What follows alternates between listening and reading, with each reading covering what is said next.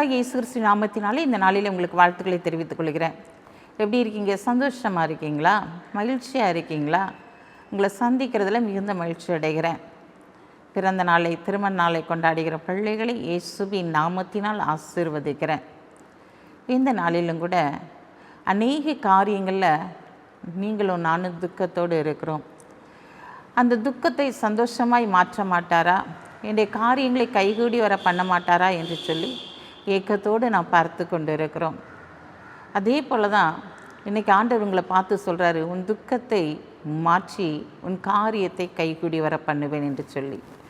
எந்த காரியெல்லாம் முடியாமல் இருக்கிறதோ அத்தனை காரியத்தை குறித்து நீங்கள் துக்கப்பட்டு கலங்கி தவித்து கொண்டு இருக்கலாம். ஆண்டவர் இன்றைக்கு சொல்கிறாரு, உன் துக்கத்தை எல்லாம் மாற்றி உன் காரியத்தை நான் கைகூடி வர பண்ண போகிறேன். எதெல்லாம் தடையாக இருக்கிறதோ, எந்தெந்த காரியம் நடக்க வேண்டும் என்று சொல்லி நீங்கள் காத்து செய்து ஆனால் அதில் ஒரு திருப்தி இல்லாதபடி காணப்படுறீங்களோ, அந்த காரியத்திலெல்லாம் தேவன் இன்றைக்கு உங்கள் கூட இருந்து ஆளுகை செய்து உங்களுடைய துக்கத்தை மாற்றப் போகிறார். வாசிக்கிறேன் கேளுங்க. நெகேமியா 2ஆம் அதிகாரம் 2ஆம் வசனம். அப்பொழுது ராஜா என்னை பார்த்து, நீ துக்க முகமாய் இருக்கிறது என்ன? உனக்கு வியாதி இல்லையே, இது மனதின் துக்கமே ஒழிய வேறொன்றும் அல்ல என்றார். அப்பொழுது நான் என்ன செஞ்சேன்? மிகவும் பயந்து அப்படின்னு சொல்லி பார்க்கிறோம். அதுக்கு முந்தினதில் 1ஆம் அதிகாரம் 11ஆம் வசனத்தில் வாசிக்கும்போது, உமது அடியானின் ஜெபத்தையும் உமது நாமத்திற்கு பயப்பட வேண்டும் என்று விரும்புகிற உமது அடியாரின் ஜெபத்தையும் உமது செவிகள் கவனித்திருப்பதாக இன்றைக்கு உமது அடியானுக்கு காரியத்தை கைகூடி வர பண்ணி இந்த மனுஷனுக்கு முன்பாக எனக்கு இரக்கம் கிடைக்க பண்ணியறலும் என்று பிரார்த்தித்தேன். நான் ராஜாவுக்கு பான பாத்திரக்காரனாக இருந்தேன். இங்கே அவன் துக்க முகமாக இருக்கிறான். அவன் ஆண்டவர்கிட்ட ஜெபம் பண்ணுற, ஆண்டவரை இந்த மனுஷனுடைய கண்கள் எனக்கு தயவு கிடைக்க பண்ணுங்க, காரியத்தை கைகூடி வர பண்ணுங்க அப்படின்னு சொல்லிட்டு அவன் ஜெபம் பண்ணிகிட்டு இருக்கான். அப்போ ராஜா அவனை பார்த்து கேட்குறாரு, ஏன்பா உடம்பு எதுவும் சரியில்லையா அப்படின்னு கேட்கல. உன் உடம்பு நல்லா தான் இருக்குது, இது மனதில் உள்ள துக்கமே தவிர வேறு ஒன்றும் இல்லை, உன்னுடைய துக்கம்தான் என்ன அப்படின்னு சொல்லி கேட்கும்போது அங்கே நெகேமியா அங்கே சொல்லுகிறதை பார்க்கிறோம். என்னுடைய அலங்கெல்லாம் இடிஞ்சு கிடக்க நான் எப்படி சந்தோஷமாக இருக்க முடியும் அப்படின்னு.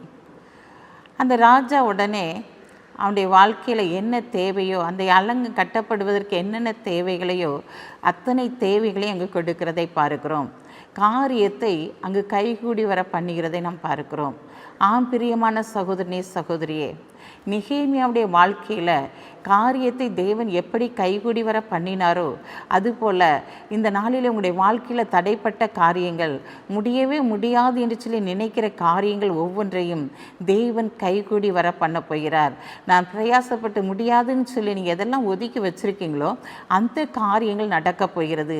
அந்த காரியத்தை தேவனே நடத்தி கொடுக்க போகிறார்.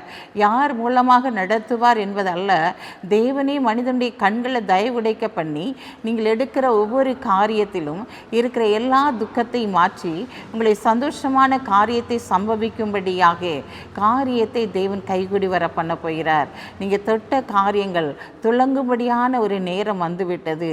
எதையெல்லாம் தொடுறீங்களோ அது ஆசீர்வதிக்கப்பட வேண்டிய நேரம் வந்தாயிற்று. ஏன்னா ஆண்டவர் இன்றைக்கு உங்களை பார்த்து சொல்கிறார் இல்லையா, உன் துக்கத்தை மாற்றி காரியத்தை நான் கைகூடி வர பண்ணுவேன் என்று சொல்லி இன்றைக்கு ஒரு வாக்குத்தத்தத்தை ஆண்டவர் உங்களுக்கு கொடுக்கிறார். அதனால் உங்களுடைய துக்கத்தை ஆண்டவர் மாற்றப் போகிறார். உங்களுடைய காரியத்தை அவர் கைகூடி வர பண்ணும்போது உங்களுடைய இருதயத்திலே சந்தோஷம், மகிழ்ச்சி நிலைத்திருக்கும்படியான காரியங்களை தேவன் உணர்த்திருந்து செய்து உங்களை கனப்படுத்துவார். பயப்படாதீங்க, பெரிய காரியத்தை காண்பீங்க. கண்களை மூடிச்சு வைப்போம்.